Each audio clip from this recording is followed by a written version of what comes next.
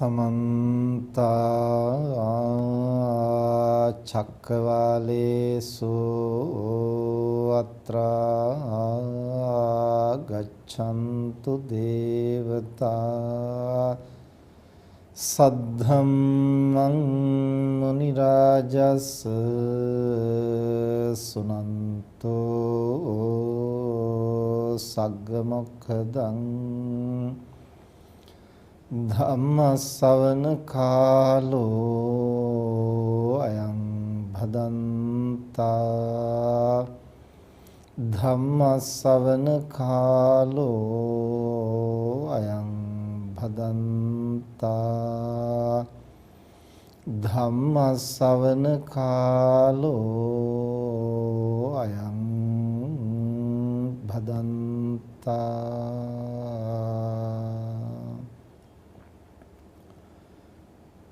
नमो तस् भगवतो अरहतो सम्मा सम्बुद्धस् नमो तस् भगवतो अरहतो सम्मा सम्बुद्धस् नमो तस् भगवतो अरहतो सम्मा सम्बुद्धस् अधिचित्त मनुयुत्तेन भिक्खवे भिक्खुना पंच निमित्तानि कालेन कालं मनसिकातब्बानि इति। සද්ධාවන්ත පින්නතුනි හැමදෙනාම ටික වෙලාවක් ධර්ම ශ්‍රවණය කරන්න සූදානම් වෙන්නේ. අද දවසේ ධර්ම දේශනාවෙහි දායකත්වයෙන් දරන්නේ දෝහා කටාරෙහි සේවය කරන අසේල අලුත්ගේ මහත්මයා, වත්සල අලුත්ගේ මහත්මිය, දේවානී අලුත්ගේ දියණිය, ඒ වගේම මහරගම අමරා ජස්ටින් මල්ලිකා මහත්මිය, ගුණදාස අලුත්ගේ මහත්මයා සහ ඩේසි මහත්මිය විසින් පින්කමේ මූලික පරමාර්ථය මීට මාස 13කට පමණ ඉහතදී 2020 පෙබරවාරි මාස 13 වන දින මිය පරලෝ යන්නට යෙදුණු අකිල චන්දිර අලුත්ගේ පුතණුවන් සිහිපත් කරලා ඒ පුතණුවන්ට පුණ්‍යානුමෝදනා කිරීමේ අරමුණ පෙරදරි කරගෙන සෑම මාසයකම පවත්වන ධර්මානුශාසනාවයි අද මේ මාස 13ක් ගත වෙන අවස්ථාවෙත් සිද්ධ කරන්නට ඒ මව්පියන් සහෝදරිය ඒ වගේම අත්තම්මලා සීයලා එකතු වෙලා අද දවසෙත් මේ ආකාරයට දායකත්වයේ දරන. අද ධර්මදේශනාවෙහි මාතෘකාව හැටියට ඒ පින්නතුන් අපට යෝජනා කරන්නට යෙදුනේ ද්වේෂය ඇතුළු මානසික ආවේග දුරු කරගන්නට අකුසල විතර්කයන් දුරු කරගන්නට උපකාර වෙන ආකාරයෙන් විතක්ක සංඨාන සූත්‍රය මූලික කොටගෙන අද ධර්මදේශනාව සිදු කරන හැටියට විතක්ක සංඨාන සූත්‍රය කියන්නේ මජ්ක්‍ධිම නිකායේ පළමු කාණ්ඩය කියන්නේ උපරිපන්නාසකේහි සඳහන් වෙන සූත්‍ර දේශනාවක්. ඒ විතක්ක සංඨාන සූත්‍රයේදී බුදුරජාණන් වහන්සේ දේශනා කරන්නේ ලෝභ, ද්වේෂ, මෝහ මූලික කොටගෙන යම්කිසි අකුසල විතර්කයක් අපේ සිත්වල මතුවෙනවා නම් ඒ දුරු කරන්නට ක්‍රම පහක් තමයි බුදුරජාණන් වහන්සේ මේ විතක්ක සංඨාන සූත්‍රයේදී පැහැදිලි කරන්නේ.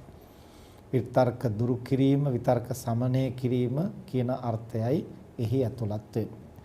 එතකොට ඒ සඳහා බුදුරජාණන් වහන්සේ භික්ෂුන් වහන්සේලාට දේශනා කළ දේශනා පාඨයක් අද ධර්ම දේශනාව සඳහා අපි මාතෘකා කරන්නට යෙදුනේ අධිචිත්ත මනුයුත්තේන භික්කවේ භික්ඛුනා පංච නිමිත්තානි කාලේන කාලං මානසිකාතබ්බානි. මහණෙනි, අධිචිත්තේහි යෙදුනා වූ භික්ෂුව විසින්, ඒ කියන්නේ අධිචිත්තය කියලා කියන්නේ ප්‍රථම ධානය, ද්විතීය ධානය, තෘතීය ධානය, චතුර්ථ ධානය ආදී මේ ධාන උපදවාගෙන ඒ වගේම ආකාසානංචායතන විඥානංචායතන ආදී අරූප ධානය උපදවාගෙන කටයුතු කිරීම අධිචිත්තේහි යෙදෙනවා කියලා ප්‍රධාන වශයෙන් හඳුන්වනවා. ඒ වගේම විදර්ශනා කරන සමත භාවනාවන්හි යෙදෙන සියලු දෙනා පොදුවේ ඒ අධිචිත්තය උපදවා ගන්නට උසස් වූ කුසල් සිත් උපදවා ගන්නට වෑයම් කරන්න. ඉතින් ඒ බඳු කෙනාට හැම විටම අර ලෝභ ද්වේෂ මෝහ වශයෙන් මතුවෙන අකුසල විතර්කයන් Tamanගේ උත්සාහයට බාධා පමුණුවනෝ සමත භාවනාවටත් විදර්ශනා භාවනාවටත් බාධාවක් වෙනවා. ඒ නිසා බුදුරජාණන් වහන්සේ දේශනා කරන්නේ ඊබඳු යෝගාවචරයා විසින් එහෙම නැත්නම් නිවන් දැකීම සඳහා මනස පුහුණු කරන ඊබඳු සත්පුරුෂයින් විසින් කලින් කලට මේ කාරණා පහ පුරුදු පුහුණු කරගත යුතුයි අකුසල පාප විතර්ක දුරු කිරීම සඳහා. යම් කිසි කෙනෙකුට මනවින් එය පුරුදු පුහුණු කරගන්නට පුළුවන් වුණොත් ඒ තනත්තා සමත් වෙනවා Tamanගේ సంతානෙහි චිත්ත ඒකාග්‍රතාවය ඇති කරගන්නට. ඒ වගේම කුසල් අරමුණෙහි සිත එකඟ කරලා චිත්ත සමාධිය ලබන්නට ඒ තනත්තා සුදුසුකම් ලබනවා. එතකොට ඒ බඳු චිත්ත සමාධියක් අපේක්ෂා කරන හැම කෙනෙක් විසින්ම කලින් කල විටින් විට Tamanගේ සිත පිළිබඳව ප්‍රත්‍යවේක්ෂා කරමින් ලෝභ ද්වේෂ මෝහ මූලික කොටගෙන යම්කිසි අකුසල විතර්කයක් මතුවෙනවා නම් ඒ සම්බන්ධව මේ ක්‍රම පහ අනුව පිළිපැදීම සුදුසුයි කියන බවයි බුදුරජාණන් වහන්සේ මෙහිදී පැහැදිලි කරන්නේ. එහිදී තථාගතයන් වහන්සේ පැහැදිලි කරන්නේ යම්කිසි කෙනෙකුට ලෝභ සහගත විතර්කයක්. දැන් අපි ආර්ය ශ්‍රාංක මාර්ගයේහි සම්මා දිට්ඨි සම්මා සංකප්ප දෙවනි මාර්ගාංගය හැටියට හඳුන්වන්නේ සම්මා සංකප්පය.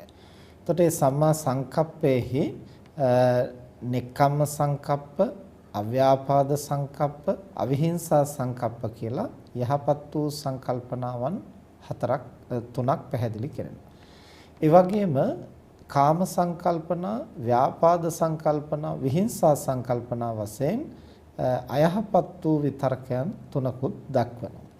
එතකොට බොහෝ අවස්ථාවල පුද්ගල సంతානෙහි තෘෂ්ණාව මූලික කොටගෙන, ලෝභය මූලික කොටගෙන කාම සංකල්පන ඇති වෙනවා. ඒ කියන්නේ කාම විතර්කයන් මතුවෙනවා නැවත නැවත. විතර්ක කියලා කියන්නේ යලි යලිත් ඒ අරමුණට සිත පෙළඹෙනවා, සිත නැඹුරු වෙනවා කියන එකයි. ඒක තමයි විතර්කයේ ස්වභාවය. දැන් ධාන වඩන තැනත්තා ප්‍රථම ධානයේදී විතක්ක ਵਿਚාර පීති සුඛ ඒකාග්‍රතා කියන මේ ධානාංග දිනු කරන. එතකොට එතන විතක්ක ਵਿਚාර කියලා කියන්නේ අර කුසලාරම්මණයට නැවත නැවත සිත යොමු වෙනවා. ඒක තමයි විතර්කය. ਵਿਚාරය කියලා කියන්නේ ඒ කුසලාරම්මණයෙහිම නැවත නැවත හිත හැසිරෙනවා. එතකොට අකුසලයේ සම්බන්ධවත් ඒ විතක්ක ਵਿਚාර දෙක ඒ විදිහට ක්‍රියාත්මක වෙනවා. අකුසලයේ සම්බන්ධව කතා කරනකොට අකුසල අරමුණට නැවත නැවත සිත නැඹුරු වීම, යොමු වීම තමයි අකුසල විතර්කයෙන් කෙරෙන්නේ. ඊළඟට අකුසල ਵਿਚාරයෙන් කෙරෙන්නේ නැවත නැවත අකුසලයේහි සිත හැසිරවීම. එතකොට විතක්ක ਵਿਚාර චෛතසික දෙක කුසලයේහිත් අකුසලයේහිත් යෙදෙනවා. කුමක් නිසාද? ඒ මූලික අරමුණ කුමක් වුණත් ඒ අරමුණ නැවත නැවත ගන්නට, ඒ අරමුණෙහි නැවත නැවත සිත පවත්වන්නට විතක්ක ਵਿਚාර දෙක අවශ්‍ය වෙන නිසා. එතකොට බුදුරජාණන් වහන්සේ දේශනා කරන්නේ අර කුසලයේහි සිත නැවත නැවත යොදවන්නට උත්සාහ කරන, කුසල් අරමුණ පිළිබඳ චිත්ත ඒකාග්‍රතාවයක් ඇති කරගන්නට වෑයම් කරන තැනැත්තා ඒ පිළිබඳ විතක්ක ਵਿਚාරයන් දියුණු කළ යුතුයි. නමුත් කලින් කල විටින් විට ඒ තැනැත්තාට අකුසල ආරම්මන සම්බන්ධව ඒ විතර්කයන් මතුවෙන්නට පුළුවන්. එතකොට ලෝභ සහගත විතර්කයන්, එහෙම නැත්නම් කාම විතක්ක කියලා කියන්නේ මනසෙහි තෘෂ්ණාව මූලික කොටගෙන අපි කැමති වෙන විවිධ කාරණා නැවත නැවත අරමුණු කරමින් සිත් පහළ වීම පොදුවේ අපි කාටත් අත්දැකලා කවුරුත් අත්දැකලා තියෙන පොදු අත්දැකීමක්.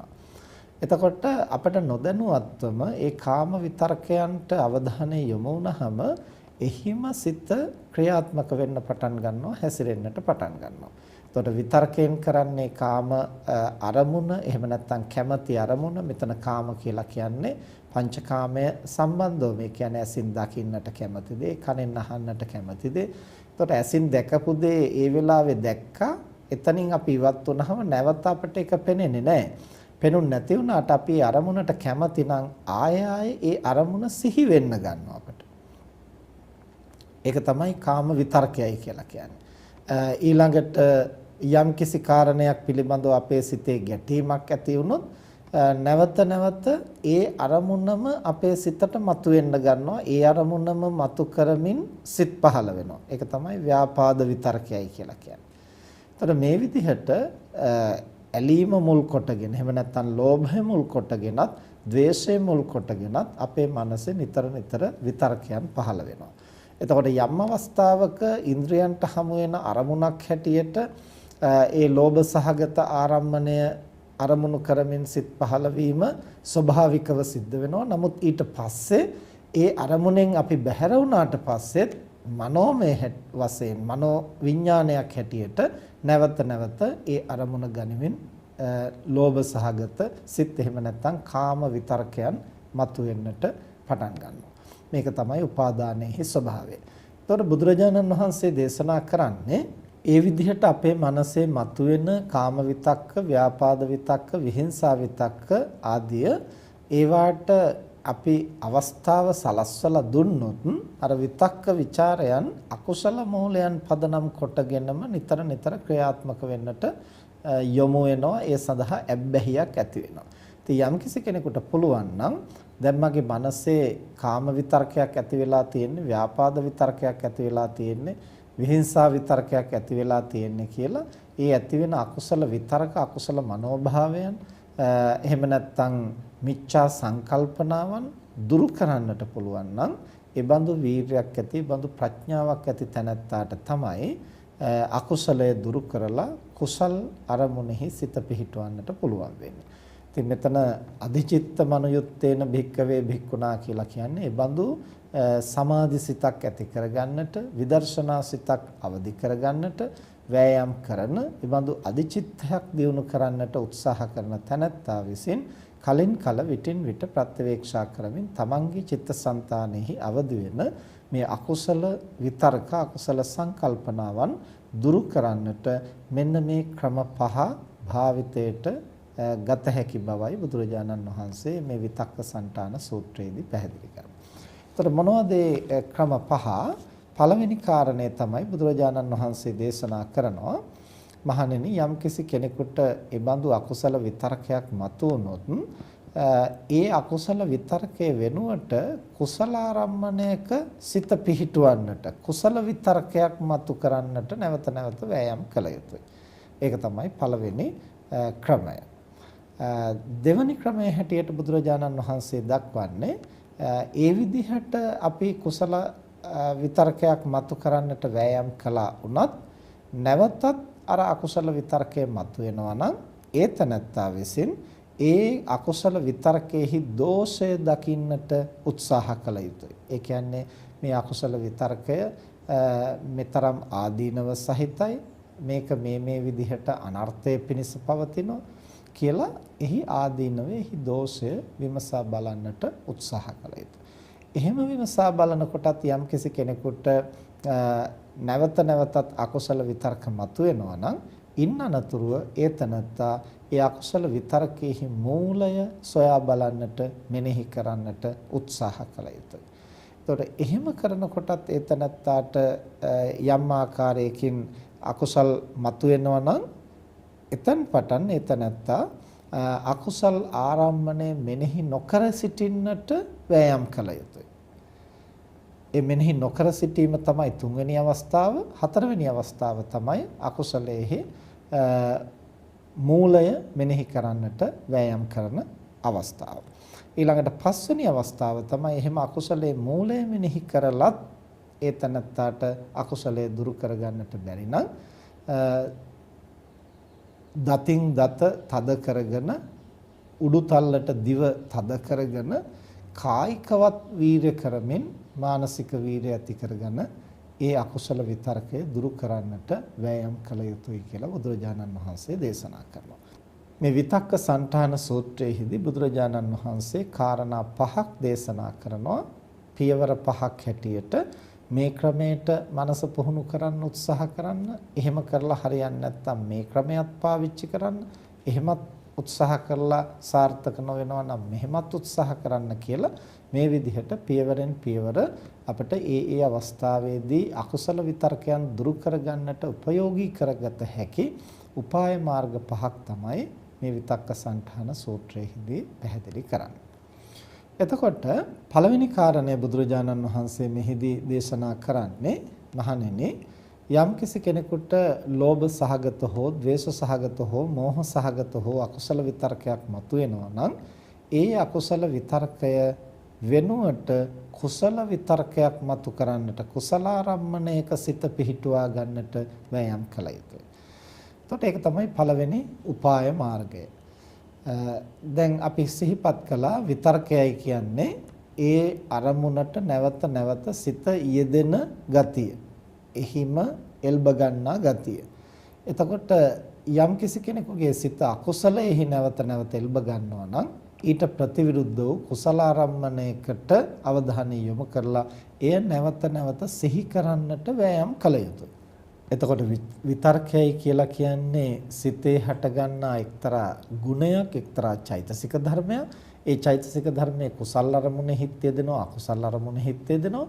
දැන් බුදුරජාණන් වහන්සේ යෝජනා කරන්නේ අකුසල අරමුණක් අරමුණු කරමින් නැවත නැවත සිත් පහළ වෙනවා නම් ඒ වෙනුවට කුසල අරමුණක් මතු කරගෙන නැවත නැවත ඒ අරමුණෙහි සිත පිහිටවන්නට, ඒ අරමුණෙහි විතර්ක කරන්නට වෑයම් කළ යුතු වෙනවා. දැන් මේ එක්තරා විදිහකින් සමත ක්‍රමයක් බුදුරජාණන් වහන්සේ යෝජනා කරන්නේ. සමතේදී සිද්ධ කරන්නේ මේ කාර්යයයි. ඒ කියන්නේ යම් අරමුණක් නිසා නම් අපේ සිත කෙලසෙන්නේ, දුර්වල වෙන්නේ, ඒ අරමුණ වෙනස් කරලා වෙනත් අරමුණක, යහපත් අරමුණක සිත පිහිටුවා ගන්නට වෑයම් කරනවා. ඒක තමයි සමත භාවනාව හැටියට අපි පුරුදු පුහුණු කරන්නේ. ඒතර බුදුරජාණන් වහන්සේ දේශනා කරනවා එහෙම කුසල ආරම්මණයක සිත පිහිටුවා ගන්නට උත්සාහ කරනකොට ඒ තනත්තාට බොහෝ විට එය සාර්ථක කරගන්නට පුළුවන් වෙනවා. නැවත නැවත පුහුණු කිරීමේදී ඒ උත්සාහය සාර්ථක වුණොත් අර අකුසල අරමුණ වෙනුවට කුසල ආරම්මණයෙහි සිත පිහිටනවා. එතෙන් පටන් එතනත්තාගේ චිත්තසංතානෙහි චිත්ත ඒකාග්‍රතාවයේ සමාධිය උපදවා ගන්නට ඒ උපකාරයක් වෙනවා. එතකොට මොකද්ද අකුසල ආරම්මණයක් මතුවෙනකොට එය දුරු කිරීම සඳහා කුසල ආරම්මණයක සිත පිහිටුවා ගන්නවා කියලා කියන්නේ කොහොමද? අපි නිතර කතා කරන විදිහට රාගසිතක් ඇති වෙනවා නම් ඊට ප්‍රතිවිරුද්ධ වූ පටික්කුල මානසිකාරය අසුභය පිළිබඳව අරමුණකට අපේ අවධානය යොමු කරන්නට පුළුවන්. දැන් පංචස්කන්ධය පිළිබඳව එහෙම නැත්නම් සත්ව පුද්ගල ස්වરૂපයෙන් අපට අසවලා ලස්සනයි, අසවලා හැඩයි, ඒතනත්තාගේ කෙස් ටික ලස්සනයි, දත් ටික ලස්සනයි, මුහුණ ලස්සනයි, කතා කරන හැටි හොඳයි, ඇවිදින හැටි හොඳයි. මේ විදිහට අපට ඇහැට පේන, කනට ඇහෙන, නාසයට ආග්‍රහණය වෙන ගඳ සුවඳ, දිවට දැනෙන රස, කයට ස්පර්ශ වෙන ස්පර්ශයන්, මේවා පිළිබඳව අපිට නැවත නැවත මනෝ විතර්කයන් පහළ වෙන්නට පටන් ගන්නවා. ඒතර බුදුරජාණන් වහන්සේ දේශනා කරනවා එහෙම වෙන්නේ නිමිති වශයෙන්, අනුනිමිති වශයෙන් අපි ඒ කාමයට යෝග්‍ය වූ ආරම්මණයන් ග්‍රහණය කරන නිසා. කාමයට යෝග්‍ය වූ ආරම්මණයන් කියලා කිව්වේ ඔය පංචේන්ද්‍රයන්ට ගෝචර වෙන අරමුණු. එතකොට ඒ අරමුණු නිමිති වශයෙන් සමහර විට ගන්නවා, සමහර වෙලාවට අනුනිමිති වශයෙන් ගන්නවා. නිමිති වශයෙන් ගන්නවා කියලා කියන්නේ සමස්තයම අරමුණු කරමින් ඒ පිළිබඳව ඇලීම මතු කරනවා. අනුනිමිති වශයෙන් ගන්නවායි කියලා කියන්නේ කොටස් වශයෙන්. දැන් උදාහරණයක් හැටියට ගත්තහම දැන් පුද්ගලයෙක් පිළිබඳව, කාන්තාවක් පිළිබඳව Tamanට ඇලීමක් මතුවෙනවා නම් ඒ කාන්තාව පිළිබඳ සමස්තයක් හැටියට සුභවාදී ආකල්පයක් Tamanගේ මනසේ ගොඩනගෙන්නට පුළුවන්. ඒක තමයි නිමිති වශයෙන් ගන්නවා කියන්නේ. අනුනිමිති වශයෙන් ගන්නවා කියලා කියන්නේ කොටස් කොටස් වශයෙන් ඒ කාන්තාවගේ කෙස් ටික ලස්සනයි, දත් ටික ලස්සනයි, hina වෙන හැටි ලස්සනයි, ඇවිදින හැටි ලස්සනයි, කතා කරන හැටි ලස්සනයි, අඳුම ලස්සනයි. මේ විදිහට එක එක කාරණා වෙන වෙනම අරගෙන ඒවා පිළිබඳව ඇලීම් බැඳීම් මතුවෙනවා. පුරුෂයෙක් සම්බන්ධව ඒ විදිහට සරාගී සිතක් මතුවෙනවා නම් ඒ පුරුෂයා බොහොම සමස්තය වශයෙන් අරගෙන ඒ පුද්ගලයා පිළිබඳව කාමච්ඡන්දේ මතුවෙනවා. ඒක තමයි නිමිති වශයෙන් ගන්නවා කියලා කියන්නේ. අනුනිමිති වශයෙන් ගන්නවා කියලා කියන්නේ ඒ පුද්ගලයා බොහොම කඩවසම්, ඒ පුද්ගලයා රැවුල වවලා තියෙන හැටි හොඳයි. ඒ වගේම කෙස් ටික පීරලා තියෙන හැටි හොඳයි. අඳුම ඇඳලා තියෙන හැටි උසමහත හොඳයි. කතා කරන විදිහ හොඳයි. පෞරුෂය හොඳයි. මේ විදිහට ඒ පුද්ගලයාගේ එක් එක් කාරණා වෙන වෙනම ග්‍රහණය කරගෙන ඒවා පිළිබඳව ඇලෙන බැඳෙන ගතිය තමයි අනුනිමිති වශයෙන් ගන්නවා කියන්නේ. එතකොට මෙහෙම අපිට ආහාර පාන පිළිබඳව ආග්‍රහණයන් පිළිබඳව ඒ වගේම ස්පර්ශයන් පිළිබඳව නොඑක් කාරණා පිළිබඳව ඔය විදිහට නිමිති වශයෙන් අනුනිමිති වශයෙන් තෘෂ්ණාව මතුවෙන්නට පුළුවන්. ලෝභ මූලික සිත් ඇති වෙන්නට පුළුවන්. ඉතින් ඒ බඳු සිත් ඇති වෙනකොට ඒ තනත්තා ඒ ඇති වෙන මනෝභාවයේ වෙනුවට තමන්ගේ චිත්තසංතානෙහි උපදවා ගන්නට උත්සාහ කළ යුතුයි. අර අසුභ සංඥාවක් මතුවෙන ආරම්මණයක් හෝ එහෙම නැත්නම් පටික්කුල මානසිකාරය ගොඩනගන්නට පුළුවන් වෙන ආරම්මණයක්.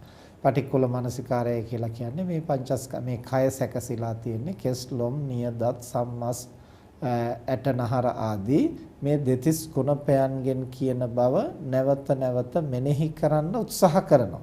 ඒ පිළිබඳව සිතන්න, කල්පනා කරන්න, අරමුණු කරන්න උත්සාහ කරනවා. දැන් අර පුද්ගලයාගේ බාහිර පෙනුමත් එක්කලා අපට නිමිති වශයෙන් අනුනිමිති වශයෙන් අරගෙන ඒක නැවත නැවත සිහිපත් වෙනවා වෙනුවට ඒන් සිත ඉවත් කරලා අර කයෙහි අසුභය පිළිබඳව එහෙම නැත්නම් පටික්කුල සංඥාව පිළිබඳව නැවත නැවත සිතන්නට උත්සාහ කරනවා. දැන් මේක මූලික වශයෙන් බුදුරජාණන් වහන්සේ දේශනා කරන්නේ අපට පළමුවෙන්ම සිත පිහිටුවා ගන්නට පහසු ක්‍රමයක්. ඒ මොකද දැන් හුඟක් දෙනා භාවනාවට යොමු වෙනකොට ඒ අයට ආනාපාන සතිය වඩන්න කිව්වට ඒක කරන්න පහසු නෑ. මොකද එතන නිශ්ශබ්දව එක අරමුණක් දිහා බලාගෙන ඉන්නටයි තියෙන්නේ. ඒ හුඟක් දෙනෙක් කියන කාරණයක් තමයි හාමුදුරනේ අපිට අසුභ භාවනාව කරන්න, පටික්කුල මනසිකාරය ප්‍රගුණ කරන්න. ඒක පහසුයි. ඒක පහසුයි කියන්නේ ඇයි?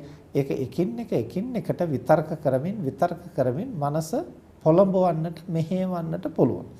ඒ නිසා මූලික වශයෙන් බුදුරජාණන් වහන්සේ ඒ බඳු උපාය මාර්ගයක් දේශනා කරනවා අපේ චිත්තසංතානෙහි හටගන්නා වූ අකුසල විතර්කය දුරු කරන්න. අපි හිතමු දැන් ද්වේෂමූලික විතර්කයක් මතුවනා කියලා. ඒ කියන්නේ යම්කිසි කෙනෙක් කරපු කියපු දෙයක් පිළිබඳව අපට නොමනාපයක් මතුවෙනවා.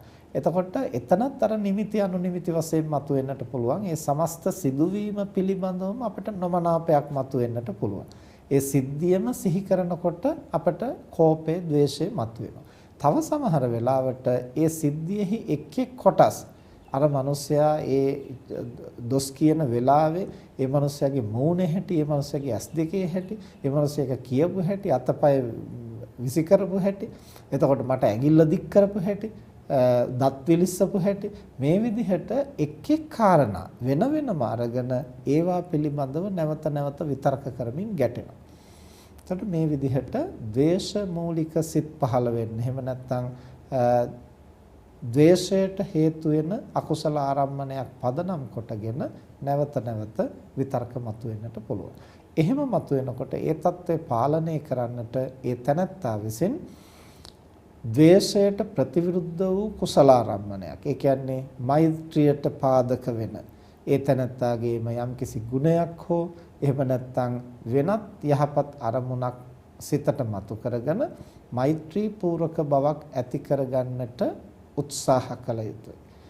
එතකොට ඒ සම්බන්ධව බුදුරජාණන් වහන්සේ වගේම සරියුත් මහරහතන් වහන්සේ දේශනා කරපු විවිධ සූත්‍ර දේශනාවල සඳහන් වෙනවා කොහොමද අපි ඒ ද්වේෂය දුරු කරලා මෙත්සිත අවදි කරගන්නේ.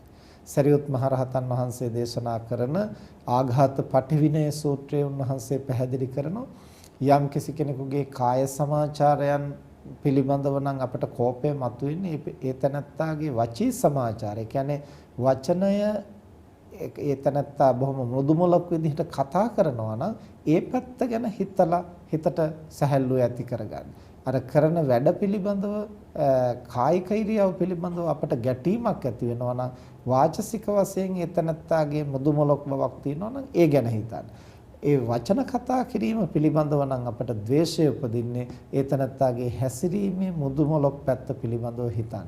කායික වාචසික දෙපැත්තම පිළිබඳව අපට ගැටීම් ඇති වෙනවා නම් ඒ තනත්තාගේ මානසික ස්වභාවය ගැන හිතලා හිත සැහැල්ලු කරගන්න, ද්වේෂය දුරු කරගන්න. මේ විදිහට උන්වහන්සේ එක් එක් ආකාරයෙන් අනිත් තනත්තා කෙරෙහි උපදින කෝපය දුරු කරගන්නට, මෛත්‍රී පූර්වක මනෝභාවයක් ජනිත කරගන්නට උපාය මාර්ගයන් දේශනා කරනවා.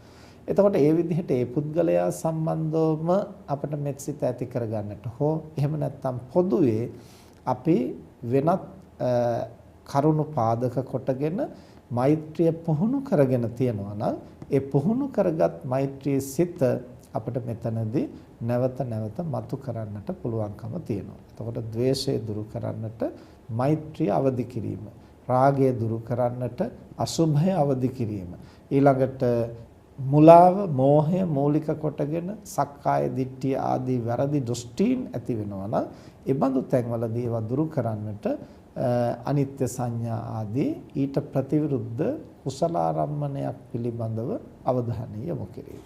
මෙන්න මේ විදිහට බුදුරජාණන් වහන්සේ මේ විතක්ක සන්ඨාන සූත්‍රයේදී පළවෙනි ක්‍රමයේ හැටියට දේශනා කරන්නේ යම් අකුසල විතර්කයක් මතුවෙනවා නම් ඊට ප්‍රතිවිරුද්ධ වූ කුසල විතර්කයක සිත පිහිටුවා ගන්නට, එහෙම නැත්නම් කුසල විතර්කයක් නැවත නැවත මෙනෙහි කරන්නට වෑයම් කිරීම.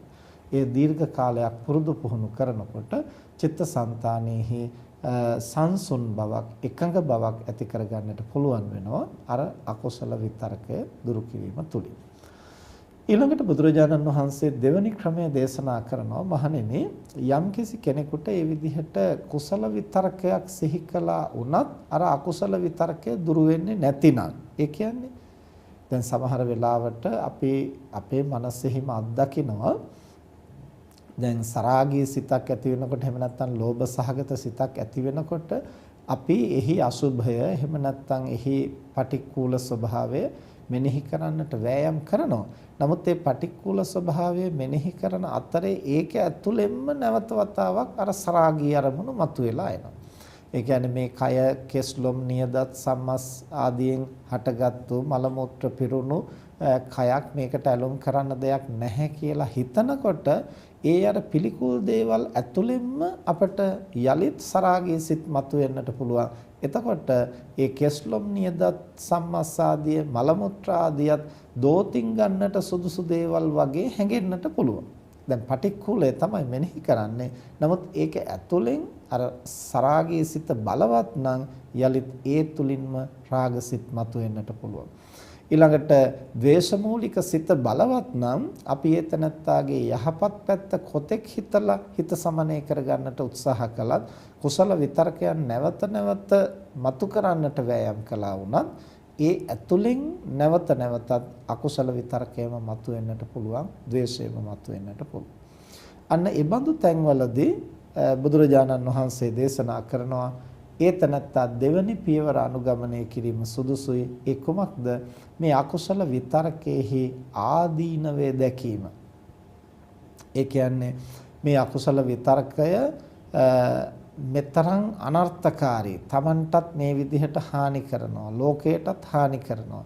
ඒ අකුසල විතර්කයේ ඇතිවීම නිසා Tamanගේ සිත පරිහානියටපත් වෙනවා. ඒ වගේම Tamanට ඒ නිසා දුගතිය අත් වෙනවා. මේ මොහොතේම මේ ජීවිතේම ditta dhamma වේදනීය වශයෙන් තමන් පීඩාවක් විඳිනවා. එතකොට බාහිර කාරණයක් නිසා අපි ඇතුළතින් දුක් විඳිනවා, ඇතුළතින් කෙලසෙනවා. ඊළඟට සාංශාරික වශයෙන් එහි දුක්ඛ විපාක ලබනවා. ඊළඟට සමාජයටත් අන් අයටත් ඒකෙන් අනර්ථයක් සිද්ධ වෙනවා. දැන් එක් එක් අකුසල විතර්කයන් අරගෙන බැලුවයින් පස්සේ රාගය මතුවෙනකොට, තෘෂ්ණාව මතුවෙනකොට ඒ නිසා තමන්ගේ හිත කෙලෙසෙනවා. තමන්ට දැඩි අසහනයක්, පීඩාවක් දැනෙනවා. ඒන් තමනුයි පරිහානියටපත් වෙන්නේ. ඊළඟට ද්වේෂමූලික විතර්කයක් ඇති වෙනකොට ඒන් තමන්ගේ හිත වික්ෂිප්ත වෙනවා, තමන්ගේ හිත වෙහෙසටපත් වෙනවා. ඒතකොට වැරද්ද කළේ අනිත් කෙනා වෙන්නට පුළුවන්. ඒ අනිත් කෙනාගේ වරද පාදක කොටගෙන අනිත් තනත්තාගේ වරදෙහි සිත එල්බගෙන එය නැවත නැවත මෙනෙහි කරමින් තමන් පීඩා විඳිනවා. ඒතකොට වරද කළ තනත්තා පීඩා විඳිනවා නම් ඒක වෙනම කාරණයක්. නමුත් වරද කළේ අනිත් කෙනා ඒක පදනම් කොටගෙන තමන් දුක් විඳින තැනට තමන්ගේ සිත දුර්වල වෙනවා. එතකොට මේ විදිහට ඒ අකුසල විතරකයේහි ආදීනවේ නැවත නැවත සිහි කළ යුතුයි. ඊළඟට මෝහය පාදක කොටගත් විතරකයක් නම් ඒ කියන්නේ සක්කාය දිට්ඨිය මුල් කොටගෙන එහෙම නැත්නම් වෙනත් වැරදි දෘෂ්ටියක් පාදක කොටගෙන අපි නැවත නැවත ගැඹුරට සිතනවා නම් කල්පනා කරනවා නම් ඒ වැරදි දෘෂ්ටිය නිසා තමන්ගේ හිත කෙලසෙන ආකාරය, පිරිහෙන ආකාරය, ඒන් තමන්ගේ ප්‍රඥාව මොට වෙන ආකාරය, අවිද්‍යාව, මෝහය, මිත්‍යා දෘෂ්ටිය තහවුරු වෙන ආකාරය අපි පරිස්සමින් සිතලා ඒන් තමන්ටත් අනුන්ටත් සිද්ධ වෙන අනර්ථය තේරුම් ගන්නට උත්සාහ කළ යුතුයි. එතකොට ඒක තමයි ආදීනව දකින්නවා කියලා කියන. එතකොට බුදුරජාණන් වහන්සේ දේශනා කරනවා යම්කිසි කෙනෙකුට උපමාවකින් දක්වනවා මෙතනදී පිරිසිදුකම කැමති තරුණ ස්ත්‍රියක් හෝ පුරුෂයෙක් Tamanගේ ගෙලෙහි මලකුණක් දවටලා තියෙනවා නම්, බලුකුණක් දවටලා තියෙනවා නම්, ඒ වගේම සර්පකුණක් දවටලා තියෙනවා නම් ඒන් කොයිතරම් ලැජ්ජාවටපත් වෙනවද, පිළිකුලටපත් වෙනවද? අන්න ඒ වගේ මේ අකුසල විතරකය තමන්ගේ චිත්තසංතානයේහි පැවතීම සම්බන්ධව ඒතනත්තාට පිළිකුලක්, අකමැත්තක්, ඒන් වහා ඉවත් වෙන්නට ඕන කියන හැඟීමක් ජනිත වෙන තෙක් එහි ආදීනවේ නැවත නැවත මෙනෙහි කර බැලීම. ඒක තමයි බුදුරජාණන් වහන්සේ දක්වන දෙවනි ක්‍රමය. එතකොට එතනදී එක්තරා ආකාරයකින් අපි විදර්ශනා මාර්ගයට යොමු වෙන්නේ. දැන් අර පළවෙනි උපාය මාර්ගයේදී බුදුහාමුදුරෝ දේශනා කරන්නේ සමත ක්‍රමය. අරමුණ වෙනස් කිරීම. දැන් අරමුණ වෙනස් කරන්නේ නැහැ. අරමුණ එහෙමම තියෙනවා. තමන්ගේ මනෝභාවය ඒ විදිහට ඇතිවීම නිසා සිද්ධ වෙන අනර්ථය තමන් සහේතුකව විමසා බලනවා. ඒ විදිහට සහේතුකව අකුසල් විතරකෙහි ආදීනවේ විමසා බලනකොට ඒතනත්තාට පුළුවන්කම තියෙනවා තමන්ගේ චිත්තසංතානෙහි හටගත්තා වූ අකුසල ආරම්මණය දුරු කරලා චිත්ත ඒකාග්‍රතාවය ඇති කරගන්න, සැහැල්ලු බව ඇති කරගන්න. කුමක් නිසාද? ආදීනවේ දකින්නකොට ඒ වහා දුරු කරන්නට තමන්ගේ මනසේ උත්සාහයක්, වීරයක් ඇති වෙනවා. පින්නතුනේ අපි හුඟක් වෙලාවට යම් යම් ක්ලේශ ධර්ම, පාප ධර්ම, අසත් ධර්ම ඒවයින් අපට ගැලවෙන්නට, වළකින්නට බැරි වෙන්නේ කුමක් නිසාද? හරියටම එහි ආදීනව අපි නොදකින නිසා. හරියටම එහි වරද දැක්කොත්, එහි ආදීනවේ දැක්කොත් අපි වහා එය දුරු කරන්නට ක්‍රියාත්මක වෙනවා. දැන් හුඟක් වෙලාවට තරුණ දරුවන්ට ඒ අයගේ වරදක් පෙන්වුවොත් ඒ අය කියන්නේ අම්මා මට දොස් කියනවා, තාත්තා දොස් කියනවා, මට බනිනවා. ඒ බනිනවා කියලා කියන්නේ, දොස් කියනවා කියලා අදහස් කරන්නේ කුමක් නිසාද? ඒ වරද වරදක් හැටියට ඒ අය දකින්න සූදානම් නැහැ. ඒක පිළිගන්න සූදානම් නැහැ. අන්න ඒ වගේ තමයි අපේ මනසින් අපි කොච්චර ධර්මකාරණා සිහිපත් කළා වුණත් වරද වරද හැටියට දකින්නේ නැතිනම් ඒක බුදුහාමුදුරුවෝ වරදක් කියලා දේශනා කළයි කියලා අපිට එය දුරු කරන්නට බෑ. බුදුරජාණන් වහන්සේ ඒක ක්ලේශයක් කියලා පෙන්වා දුන්නයි කියලා අපිට කෙලස් දුරු කරන්නට බෑ. බුදුරජාණන් වහන්සේ එය අපේ නිවන් මඟට බාධාවක් කියලා පනවපු පමණින් අපිට ඒවා දුරු කරන්න බෑ. අපේ ප්‍රඥාව අවදි කරලා අපි තේරුම් ගන්න උත්සාහ කරන්න ඕන ඒ අකුසල විතරකෙන් Tamanගේ ගමන් මඟ ඇහිරී යන ආකාරය, Tamanට සිද්ධ වෙන හානිය. දැන් පින්නතුනේ පැවිදි වෙච්ච මුල් අවදියේදී අපට උනත් හිතුනේ මේ විනය ප්‍රඥප්ති බුදුරජාණන් වහන්සේ පනවලා තියෙන දේවල් අපට හරියට පීඩාවක් ඇති වෙන, අපේ නිදහසට බාධා කරන, අපි වෙහෙසටපත් කරන නිකන් බරපතල දේවල් හැටියට තමයි අපට දැනුනේ. එතකොට එහෙම වෙනකොට බුදුරජාණන් වහන්සේ ගැනත් සමහර වෙලාවට හිතේ නොසතුටක් මතුවෙනවා. මෙච්චර මෙහෙම මොකට පැනෙව්වද?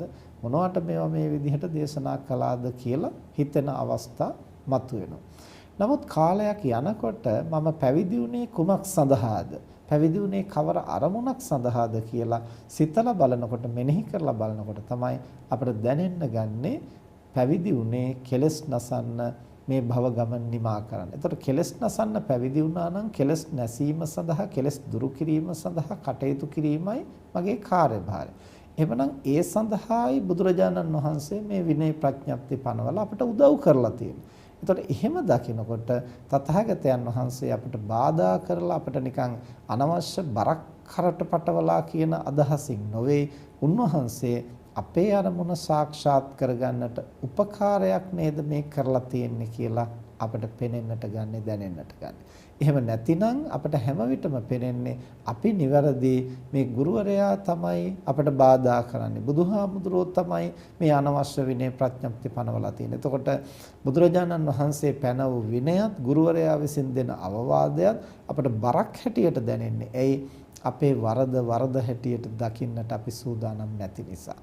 ඒ නිසා පින්නතුනේ යම් කිසි කෙනෙකුට Tamanගේ චිත්තසංතානෙහි අවදි වෙන ක්ලේශයක් හැටියට දකින්නට පුළුවන් නම් ඒ අකුසලයක් හැටියට දකින්නට පුළුවන් නම් එය බුදුරජාණන් වහන්සේ දෙසූ නිසාවත් ගුරුවරයා කියන නිසාවත් නෙමෙයි මේ ආදීනවයන්ගෙන් යුක්ත නිසා. මේ ලෝභ මූලයෙන්ුයි ජනිත වෙලා තියෙන්නේ. මේ ද්වේෂ මූලයෙන්, මෝහ මූලයෙන් ජනිත වෙලා තියෙන්නේ. ඒතර ලෝභය, ද්වේෂය, මෝහය කියන්නේ අකුසල මූලයන්. අකුසල මූලයන්ගෙන් ජනිත වුණා වූ මේ විතරකය අකුසල විතරකයක්. ඒන් සිත කිලිටි කරනවා, සිත අඳුරු කරනවා, සිත වික්ෂිප්ත කරනවා, අකුසල් ජනිත කරනවා. මේ මොහොතේ අපේ සිතේ සතුට, සැහැල්ලුව, සැනසීම නැති කරනවා. පීඩාව කායිකවත් මානසිකවත් ඇති කරනවා. එතකොට සාංශාරික වශයෙන් ඒ දුගතිගාමී වෙන්න හේතු වෙනවා. ඒ වගේම භව ගමනේහි ඒක ඇබ්බැහියක් හැටියට මතු වුණොත්, පුරුද්දක් වුණොත් ඒ තනත්තා රාග චරිතයක් බවට පත් වෙන්න, ද්වේෂ චරිතයක් බවට පත් වෙන්න, මෝහ චරිතයක් බවට පත් වෙන්න හේතු වෙනවා. වෙනතුන් අහලා තියෙනවානේ රාග චරිත, ද්වේෂ චරිත, මෝහ චරිත, සද්ධා චරිත, බුද්ධි චරිත, විතර්ක චරිත කියලා චරිත 6ක් බුදුහාමුදුරෝ දේශනා කරනවා. එතකොට ඇයි මේ චරිත 6ක් දේශනා කරන්නේ? මොකද්ද චරිතය කියලා කියන්නේ? ඒ පුද්ගලයා බහුලව පුරුදු පුහුණු කරලා තියෙන මානසික తত্ত্বය. මනස වැඩිපුරම පුහුණු කරලා තියෙන පැත්ත තමයි ඒ තනත්තාගේ චරිතය බවට පත් වෙන්නේ. එතකොට කාම විතර්කයන් නම් බහුලව පුහුණු කරලා තියෙන්නේ ඒ තනත්තා රාග චරිතයක් බවටයි පත් වෙන්නේ. ද්වේෂය නම් ද්වේෂ විතර්ක එහෙම නැත්නම් ව්‍යාපාද විතර්කය නම් බහුලව පුහුණු කරලා තියෙන්නේ ඒ තනත්තා ද්වේෂ චරිතයක් හැටියටයි හඳුනා ගන්නට වෙන්නේ. එතකොට මෝහ මූලිකව වැරදි දෘෂ්ටීන් වල එල්බගෙන ඒ වගේම අගක් මුලක් නැතිව මේ ලෝක ධර්මතාවයන් අනුව දේවල් හිතනවා වෙනුවට තම තමන්ගේ රුචි අරුචිකම් මත තම තමන්ගේ හැඟීම් වලට වහල් වෙලා දේවල් පිළිබඳව සිතන කල්පනා කරන ගතිය බහුලව පවත්වනවා නම් ඒ තනත්තා මෝහ චරිතයක් හැටියට වැඩෙන්න තියෙන ඉඩකඩ වැඩි. මේ විදිහට මේ මොහොතේ දුක පිනිස පීඩාව පිනිස පවතිනෝ, සසරේ දුගතිය පිනිස පාවතිනෝ, දුක් විපාක ලබන්නට හේතු වෙනවා. ඒ වගේම අර වගේ දුර්වල චරිතයක් බවට පත් වෙන්නට හේතුවක් වෙනවා. මෙසේ ඒ පාප ධර්මයන්ගේ අකුසල විතරකයන්ගේ ආදීනවය නැවත නැවත ගැඹුරින් විදර්ශනා කරනකොට විමසා බලනකොට හේතුඵල වශයෙන් දකිනකොට ඒ තනත්තාගේ චිත්තසංතානයේ අකුසල විතරකයන් දුරු වෙලා කුසලයේහි සිත පිහිටුවා ගන්නට සමත් වෙනවායි කියලා බුදුරජාණන් වහන්සේ දේශනා කරනවා. එතකොට මේ තමයි ඒ අකුසල විතරකයන් දුරු කරන දෙවන ක්‍රමයේ හැටියට බුදුරජාණන් වහන්සේ දේශනා කරන්නේ. ඊළඟට තුන්වෙනි ක්‍රමය තමයි බුදුහාමුදුරුවෝ පැහැදිලි කරනවා මේ පළවෙනි ක්‍රමයක් සාර්ථක නොවෙනවා නම් සාර්ථක නොවෙනවා කියලා කියන්නේ සමහර අවස්ථාවල අපට දැනෙනවා ඒ ක්‍රමයෙන් යටපත් කරන්නට බැරි වෙනවයි කියලා. ඊට පස්සේ මේ දෙවෙනි ක්‍රමය අනුගමනය කරලා ඒ දෙවෙනි ක්‍රමයනොත් අපට අකුසලය යටපත් කරන්නට එහෙම නැත්නම් අකුසල විතරකය දුරු කරන්නට බැරි නම් ඊළඟට තුන්වෙනි ක්‍රමය අනුගමනය කරන්න කොමක්ද තුන්වෙනි ක්‍රමය? අකුසල විතරකය මෙනෙහි නොකර සිටීමට උත්සාහ කිරීම. දැන් පළවෙනි ක්‍රමයේ කිව්වේ අකුසල විතර්කයේ වෙනුවට කුසල විතර්කයක් සිහි කිරීම. දෙවෙනි ක්‍රමයේ සඳහන් කළේ අකුසල විතර්කයේ ආදීනවය සිහිපත් කිරීම. තුන්වෙනි ක්‍රමයේ හැටියට දක්වන්නේ ඒ අකුසල විතර්කය මෙනෙහි කරන්නේ නැතුව ඉන්නට වෑයම් කරනවා. පින්නතුනේ මේක ටිකක් එකවරම අපිට තේරුම් ගන්නට අපහසු කාරණයක්. ඒ මොකද දැන් අපේ සිත කවර හෝ අරමුණක පිහිටුවා ගන්නට සිද්ධ වෙනවා. එතකොට අකුසල අරමුණ මෙනෙහි නොකර ඉන්නවා කියලා කියන්නේ මොකක්ද? දැන් මේක අපිට මූලිකව එකපාරටම තේරුම් ගන්නට දුෂ්කරයි. නමුත් අපි හුඟක් වෙලාවට වෑයම් කරනවා දේවල් මෙනෙහි කරන්නේ නැතුව ඉන්න. ඒ මෙනෙහි කරන්නේ නැතුව ඉන්න අමතක කරන්න කියලා අපි හුඟක් වෙලාවට කරන්නේ ඒකම නැවත නැවත සිහි කරන එකයි. දැන් සමහර කෙනෙක් කියන්නේ මේක කොච්චර අමතක කරන්න හැදුවත් නැවත නැවත මතක් වෙනවා කියලා. ඒ අමතක කරන්න හදනවා කියලා කියන්නෙම ඒක නැවත සිහි කරන එකයි. මොකද අමතක කරන්න කියලා සිතනකොට නැවතත් ඒක සිහිපත් වෙනවනේ. ඒ නිසා හුඟක් දෙනේ අමතක කිරීම කියලා කරන්නේ ඒක නැවත නැවත වර්ධනය කරගන්න එකයි. අපි මීට පෙරත් ධර්ම දේශනාවලදී පැහැදිලි කළා. දැන් සමහර අයට බොහෝම පොඩි දේවල් අපි හිතමු දැන් එක තරුණ දරුවෙක් මා සමග කියනවා බුද්ධ පූජාව තියන්න යනකොට එතකොට ගිලම්පස ටික හදාගෙන මල් ටික සකස් කරගෙන බුදු පිළිමේ ළඟට අරගෙන යනකොට මොකක් හෝ අසභ්‍ය වචනයක් සිහිපත් වෙනවා. එතකොට මේක තමන්ගේ මනසේ තියෙන වික්ෂිප්ත බව නිසා තමයි එහෙම වෙන්නේ. නමුත් ඔහු සද්ධාවන්ත නිසා බොහොම සංවේදී නිසා පවට බයලජ්ජාව ඇති කෙනෙක් නිසා දැන් අර ඇති වෙච්ච අසභ්‍ය සිතුවිල්ල ගැන ඔහු එකවරම යම් කම්පණයකටපත් වෙනවා. මට අකුසල් සිතක් නේද මතුනේ සුදුසු නැති මනෝභාවයක් නේද ඇති උනේ බුදුහාමුදුරුවෝ ගැන නේද එහෙම හිතුනේ දැන් ඒකෙන් අකුසලයක් නේද කරගත්තේ කියලා දැන් ඔහු උත්සාහ කරනවා ඒක යටපත් කරන්න අමතක කරන්න. දැන් යටපත් කරන්න හදනකොට ආයෙ ඒකම සිහි වෙනවා ඒකම මතක් වෙනවා. එහෙම තමයි අපේ සිතේ ස්වභාවය. ඊට පස්සේ ඔහුට ඒකෙන් ගැලවෙන්නට බැරි වෙනවා. ඊට පස්සේ පහවදා බුද්ධ පූජාව තියන්න සූදානම් වෙනකොටම අරක මතක් වෙනවා. ඊට පස්සේ බුදුහාමුදුරුවෝ ගැන හිතන වාරයක් පාසා ඒකම සිහි වෙනවා. බුදු පිළිමයක් චෛත්‍යයක් දකින්න වාරයක් ගානේ ඒකම සිහි වෙනවා. එයි දැන් ඔහුට ඕන වෙනවා මේක අමතක කරන්න. දැන් අමතක කරන්න කියලා අපි කරන්නේ පින්නතුනේ ඒ අරමුණට වැඩි අගයක් දෙන එකයි. ඒ නිසා අපි මූලික වශයෙන් ඉගෙන ගන්නට ඕන යමක් අමතක කරන්නේ කොහොමද මෙනෙහි නොකර ඉන්නේ කොහොමද අර එක්තරා යෝගියෙකුට ගුරුවරයෙක් විසින් දෙනවා ඊටාම හොඳ අවවාදයක් මේ යෝගියා සමත භාවනාව ප්‍රගුණ කරගෙන ධානය උපදවාගෙන පුහුණු වෙනවා යමක් මවන්නට ඊට පස්සේ ඔහු තමන්ට උපදෙස් ගන්නට සුදුසු ඍෂිවරයෙක් සොයාගෙන යනවා. ගිහිල්ලා ඒ ඍෂිවරයා මුණ ගැහිලා කියනවා මම මේ මට්ටමට එනකන් දැන් මගේ මනස පුහුණු කරලා තියෙනවා. දැන් මට යමක් මවන්න පුළුවන්. එතනින් එහාට කොහොමද සිත පුහුණු කරන්නේ කියලා මට කියාද. ඊට පස්සේ අර ඍෂිවරයා උපදෙස් දෙනවා ඔබට දැන් යමක් මවන්න පුළුවන්ද? ඔව් පුළුවන්. එහෙනම් වඳුරෙක් මවන්න. දැන් වඳුරෙක් මවන්න කියලා කිව්වන් පස්සේ අර යෝගියා තමන්ගේ අභිඥාව පාදක කොටගෙන උපකාර කරගෙන වඳුරෙක් මවනවා. දැන් යෝගියාටත් ඒ වඳුර පේනවා ඍෂිවරයාටත් පේනවා. ඊට පස්සේ ඍෂිවරයා උපදෙස් දෙනවා දැන් ওই වඳුර නැති කරන්න. නැති කරන්න කියලා කිව්වන් පස්සේ අර යෝගියා නැති කරන්න උත්සාහ කරනකොට තව වඳුරෙක් මතුවෙනවා. ඊට පස්සේ ආයෙත් නැති කරන්න උත්සාහ කරනකොට තවත් වඳුරෙක් මතුවෙනවා. දැන් මෙහෙම නැවත අර වඳුරාව අහෝසි කරන්න උත්සාහ කරන හැම වාරයකම තවත් එක වඳුරෙක් ගානේ එකතු වෙනවා. දැන් මහා වඳුරු රංචුවක්. ඊට පස්සේ අර ඍෂිවරයා අහනවා ඔබට පුළුවන් දේ කරන්න. ඊට පස්සේ මේ යෝගියා පිළිගන්නවා මට ඒක කරන්න අමාරුයි කියලා. ඊට පස්සේ අර ඍෂිවරයා උපදෙස් දෙනවා එහෙනම් පළමුවෙනි පාඩම ඉගෙන ගන්න යමක් ඔබට අහෝසි කරන්නට ඕන නම් ඔබ ඒකට වැඩි අගයක් දෙන්නට එපා. ඒක ඔබ නැවත නැවත සිහි කරමින් ඒකේ එල්බ ගන්නට එපා. එහෙනම් ඔබ පළමුව පුහුණු වෙන්නට ඕන. ඔබට යමක් නොසලකා හැරිය යුතු නම්, එහෙම නැත්නම් ඔබට යමක් අහෝසි කළ යුතු නම් ඒක නොසලකා හැරීමෙන් පමණයි, ඒකට වැඩි අගයක් නොදීමෙන් පමණයි ඔබට ඒන් සිත මුදවා ගන්නට පුළුවන්.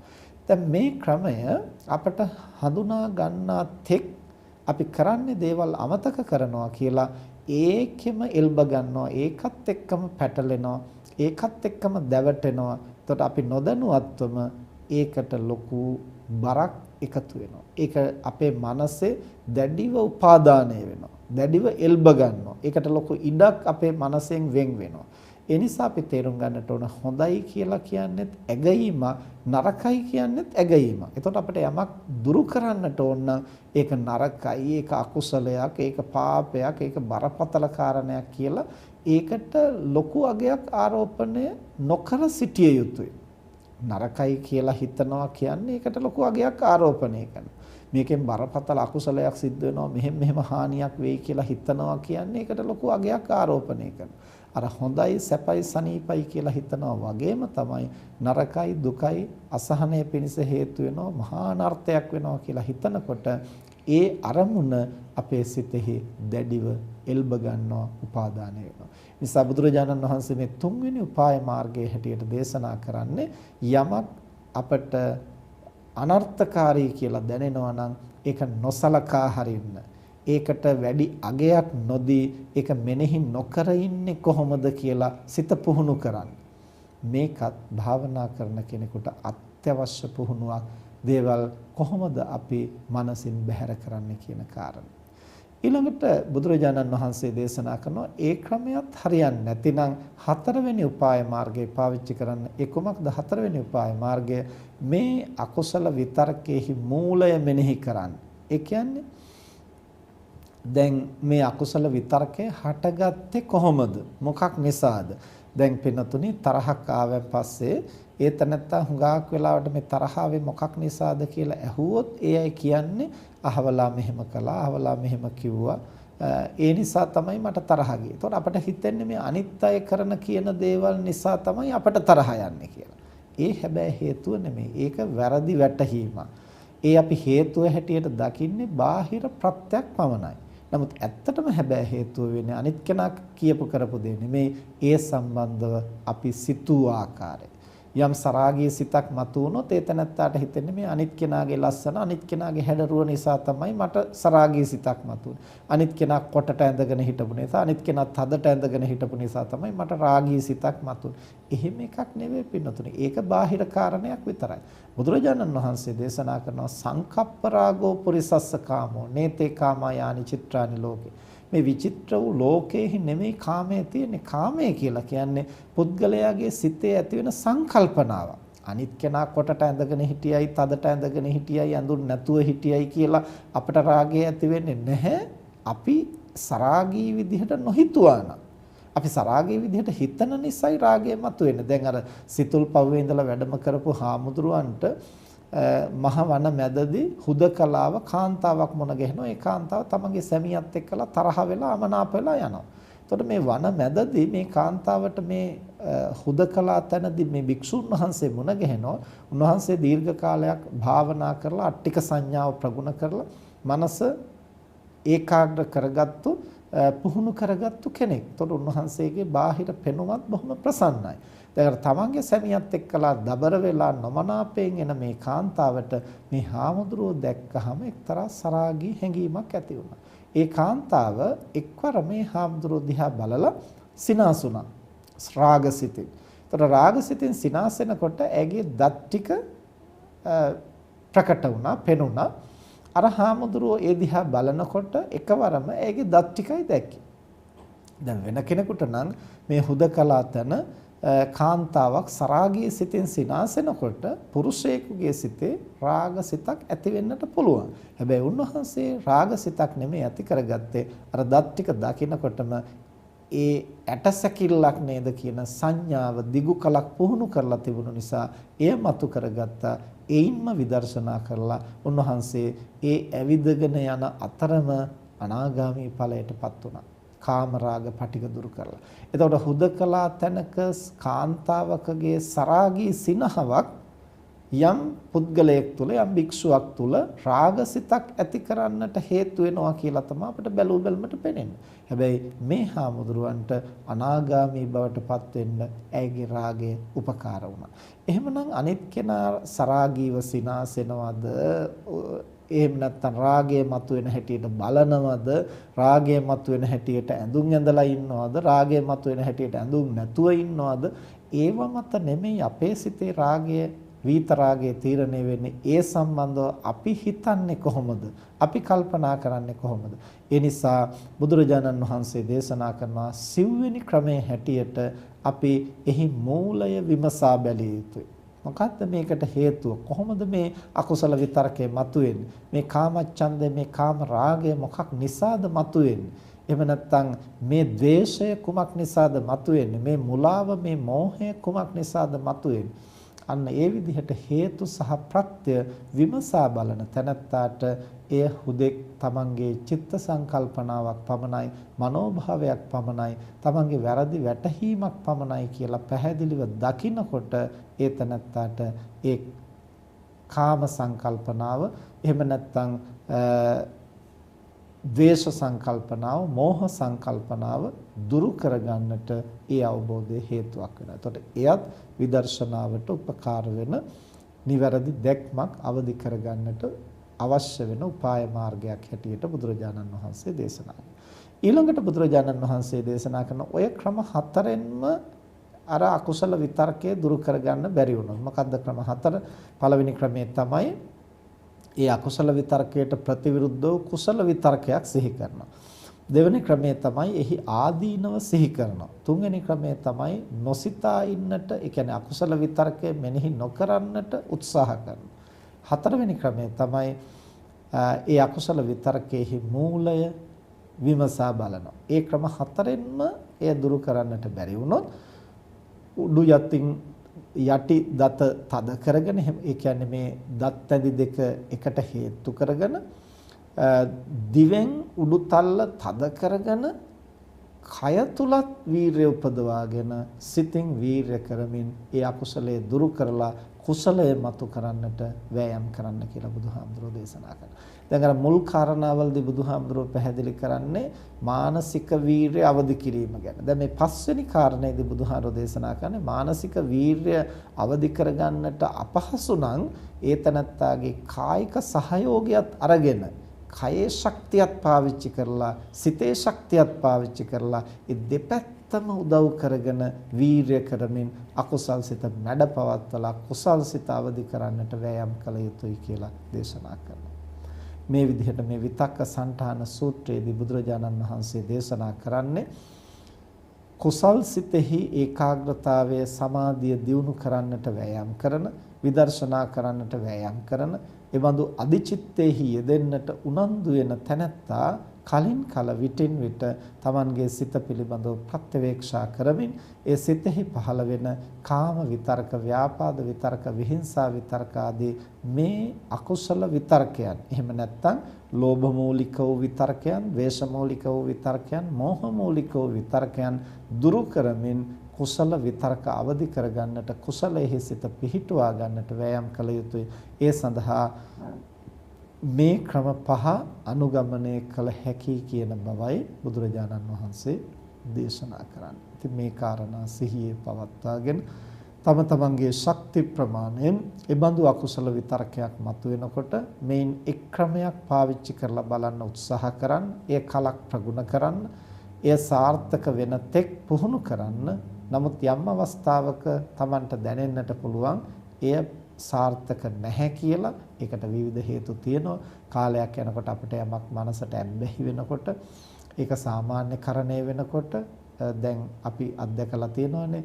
මුලින්ම අපි යම්කිසි පින්කමක් කරනකොට ගොඩාක් හොඳ හැඟීමෙන් අපි ඒක කරනවා. නැවත නැවත කරන්න පටන් ගත්තට පස්සේ ටික ටික දියාරු වෙලා ගිහිල්ලා ඒක ගැන එච්චර උනන්දු අඩු වෙනවා. පළවෙනි දවසේ බුද්ධ වන්දනාව කරනකොට, තෙරුවන් වඳිනකොට හරියම හැඟීමෙන් කරනවා. ඊට පස්සේ ටික කාලයක් යනකොට නිකන් අර මැෂින් එකක් වගේ ඔහේ ගාථා කියවෙනවා. තමන් වෙන වෙන જાති හිත හිතා වෙන වෙන මනෝභාවයන් තුල ඉන්නවා. හැබැයි ગાත ටිකක් කියවෙනවා කටපාඩම් නිසා.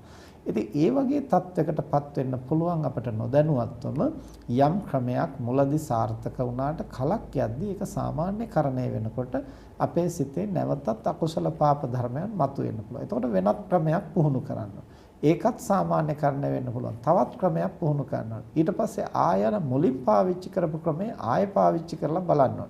මෙහෙම මාරුවෙන් මාරුවට විවිධාකාරයෙන් අපි මේ උපාය මාර්ග පුහුණු කරන්නට ඕනේ. අපේ සිතේ අකුසල ධර්ම අකුසල විතර්ක දුරු කිරීම සඳහා. ඒ සඳහා මේ අසුද්ධහම් කරුණු හැම දිනාටම මහෝපකාරී වේවා කියලා අපි ආශිර්වාද කරනවා. මෙතෙක් වේලා ධර්ම ශ්‍රවණය කිරීමෙන් සිදු කරගත් සියලු කුසල් දෙවියන් සහිත ලෝකයාටත් මිය පරලෝකීය ඥාතීන්ටත් ඔබ අප හැම දිනාටම බුදුපසේ බුදුමහරහතන් වහන්සේ නිවී සැනසී පැමිණ වදාළ උතුම් නිවනින් සැනසීම පිණිසම හේතු වේවා කියලා ප්‍රාර්ථනා කරා. ආකාසට්ඨා ච භුම්මට්ඨා දේවා නාග මහිත්‍තිකා පුඤ්ඤන්තං අනුමෝදිත්වා චිරං රක්ඛන්තු ශාසනං. ආකාසට්ඨා ච භුම්මට්ඨා දේවා නාග මහිත්‍තිකා පුඤ්ඤන්තං අනුමෝදිත්වා චිරං රක්ඛන්තු දේශනං. ආකාසට්ඨා ච භුම්මට්ඨා දේවා නාග මහිද්దికා පුඤ්ඤන්තං අනුමෝදිත්වා චිරං රක්ඛන්තු ත්වං සදා. අද ධර්මදේශනාවෙහි දායකත්වයේ දරන්නේ දෝහා කටාරෙහි සේවය කරන අසේලාලුත්ගේ මහත්මයා, වත්සලාලුත්ගේ මහත්මිය, දෙවානි අලුත්ගේ දියණිය, ඒ වගේම මහරගම අමරාජස්ටේන් මල්ලිකා මහත්මිය, ගුණදාස අලුත්ගේ මහත්මයා සහ ඩේසි මහත්මිය විසින් 2020 පෙබරවාරි මාස 13 වෙනි දින මිය පරලෝ යන්නට යෙදුණු අකිල චන්දිර අලුත්ගේ පුතණුවන් සිහිපත් කරලා ඒ පුතණුවන්ට පුණ්‍යානුමෝදනා කිරීමේ අරමුණ ඇතිව 13 වෙනි වතාවට, ඒ කියන්නේ මාසයක් පාසා පවත්වාගෙන යන ධර්මදේශනා මාලාවේ 13 වෙනි ධර්මදේශනාවයි අද දවසේ සිද්ධ කරන්නට යෙදුනේ. එතකොට ඒ Tamanගේ ආදරණීය පුතණුවන්ට, සහෝදරයට, මුණුබුරාට කිසියම් ආත්ම භාවයකදීවත් අකල් මරණ වලටපත් නොවේවා. නිර්මල බුදුදහම අවබෝධ කරගෙන සුවසේ නිවන් අවබෝධ කරන්න මේ කුසල් හේතු වේවා කියන ප්‍රාර්ථනාව ඇතිවයි අද දවසෙත් දායකත්වයෙන් කටයුතු කරන්නේ. ඒ වගේම මේ සිද්ධ කරගත්තු සියලු කුසල් මීට මාස 18කට පෙර අභාව ප්‍රාප්ත වුණු ඒ අකිල පුතණුවන්ගේ අත්තම්මා වන ආර්යවතී කුරුළුගම අමරසිංහ ගුරුමෑණියන්ටත් එතුමන්ගේ ස්වාමි පුරුෂයාණන් වන ඔස්ටින් අමරසිංහ මහත්මයාටත් අනුමෝදන් කරන්නට බලාපොරොත්තු වෙනවා. දේශකයන්න් වහන්සේටත් ධර්ම ශ්‍රවණය කරන සෑම දිනාටම ලංකාවාසී ලෝකවාසී සෑම සියලු දිනාටම ආශිර්වාද කරමින් මේ කොරෝනා වසංගතයෙන් ආරක්ෂා වෙලා රත්නත්‍රේ පිහිට ආශිර්වාදයේ ආරක්ෂාව ලැබේවා කියන ප්‍රාර්ථනාව ඇති කරගෙන අද දවසේ පින්කමෙහි දායකත්වයේ දරන්නේ. හැම දිනාටම දහම් අසන්නට අවස්ථාවක් සලස්වා දීම මේ වසරක් මුළුල්ලේ මාස 12ක් ධර්මදේශනා 12ක් පවත්වලා අද මේ 13 වැනි ධර්මදේශනාව සිද්ධ කරමින් බොහෝ දිනාට දහම් ඇසීමේ අවස්ථාව සලස්වා දීම ධර්ම දානමය මහ පිංකම ඒ ප්‍රඥාව දියුණු කරගන්නට හේතු වෙනවා. ධර්ම ශ්‍රවණය කිරීමත් ප්‍රඥාව දියුණු වෙන පිංකම. මේ ਸਰව ප්‍රකාරයෙන් සිද්ධ කරගත්තා වූ සියලු කුසල් ලෝකය සම්බුද්ධ ශාසනය ආරක්ෂා කරන, පින්තුන් ආරක්ෂා කරන, ඉන්ද්‍රාදී සියලු පින් කැමැති දෙවි දේවතාවෝ, දේව මාතාවෝ සතුටින් අනුමෝදන් වෙත්වා. දෙවියන්ගේ දිවයිසුරු සම්පත් වර්ධනය කරගනිත්වා. සම්බුද්ධ ශාසනයත් මනුෂ්‍ය වර්ගයාත් চিරාත් කාලයක් ඉහෙන් ආරක්ෂා කෙරෙත්වා. දායකත්වයේ දන්න පින්තුන්ටත් ධර්ම ශ්‍රවණය කළ සැමටත් ලංකාවාසී ලෝකවාසී සෑම දෙනාටම දෙවියන්ගේ ආශිර්වාදය නොමදව සැලසේවා. දෙවියෝ ප්‍රාර්ථනීය බෝධියකින් නිවන් දකිත්වා කියලා ප්‍රාර්ථනා කරන් මාස 13කට ඉහතදී මිය පරලෝ යන්නට යෙදුණු අකිල චන්දිරාලුත්ගේ පුතණුවන්ටත් ඒ වගේම මාස 18කට පෙර අභාව ප්‍රාප්ත වුණු ආර්යවතී කුරුළුගම අමරසිංහ ගුරුමෑණියන්ටත් ඒ වගේම ඔස්ටින් අමරසිංහ මහත්මයා ඇතුළු මේ පරලෝකීය සියලු ඥාතීන් මේ කුසල් දහම් සතුටින් අනුමෝදන් වෙත්වා. ඒ හැම දිනාගෙම භව ගමන සුවපත් කරගනිත්වා. ප්‍රාර්ථනීය බෝධියකින් නිවන් දකිත්වා කියලා ප්‍රාර්ථනා කරන්න. ඔබ අප හැම දිනාට මේ උදාර කුසලයේ මෙලව යහපත අභිවෘද්ධිය පිණිස පවතිවා. සසර වාසය කරන තාක් නරක ආදී සතර අපායකට මිත්‍යා දෘෂ්ටි කුලයකටපත් නොවීම පිණිස කල්යාණ මිත්‍ර සම්පත්තිය සද්ධර්ම ශ්‍රවණේ ලැබීම පිණිස හේතු වේවා. බුදුපසේ බුදුමහරහතන් වහන්සේ නිවී සැනසී පැමිණ වදාළ උතුම් නිවනින් සැනසීම පිණිසම හේතු වේවා කියලා ප්‍රාර්ථනා කරා. හැම දිනාටම තෙරුවන් සරණයි. බුද්ධං සරණං ගච්ඡාමි ධම්මං සරණං ගච්ඡාමි සංඝං සරණං ගච්ඡාමි